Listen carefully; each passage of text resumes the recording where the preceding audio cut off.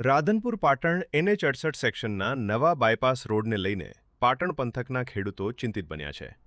સેંડે સરપાટી વિસ્તાર પાટણનો સૌથી વિકસિત ભાગ હોવાથી જમીનના બજાર ભાવ વીઘાના 1.50થી 3.50 કરોડ રૂપિયા છે।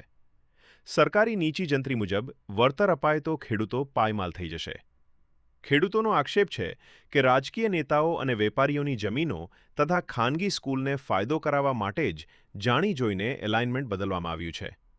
આ ઉપરાંત આગામી ડેવલપમેન્ટ પ્લાન અને ટીપી સ્કીમમાં 40% સુધીની જમીન કપાત આવવાની શક્યતા છે, જેના કારણે ખેડૂતો વિકાસ નહીં પરંતુ વિનાશ તરફ ધકેલાઈ જશે।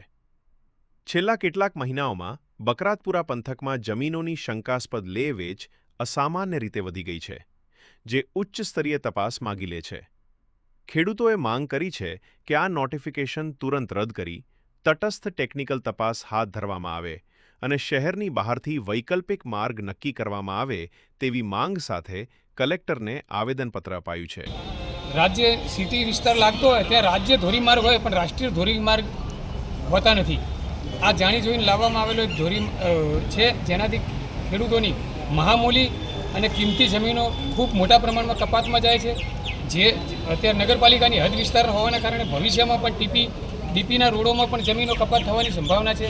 તો અમારી સરકારશ્રીને એવી વિનમ્ર વિનંતી છે કે અગાઉ જે પ્રમાણે સર્વે થયો હતો એમાં છેડછાડ કોઈએ કરી હોય પણ એ પ્રમાણે જ રોડ લેવો જોઈએ। સિટી વિસ્તારથી તમે 5-7 કિલોમીટર લો, તમે જુઓ રાધનપુરથી ગોઝારિયા સુધી જાય છે, તેમાં મહેસાણા રાધનપુર કે ગોઝારિયા નગરપાલિકાની તસુ બહાર પણ જમીન જતી નથી। અમારી સરકારને એક જ માંગણી છે, જેમ બને એમ જેટલી બને એટલી સરકારી જમીનોનો વધારે ઉપયોગ કરો અને પાટણથી 5 કિલોમીટર દૂર લઈ જાય તો ગામડાના ખેડૂતોને જંત્રી પ્રમાણે એમને યોગ્ય વળતર પણ મળે અને એમની નારાજગી ન થાય અને અમારી મહામૂલી કિંમતી જમીનો પણ જળવાઈ રહે।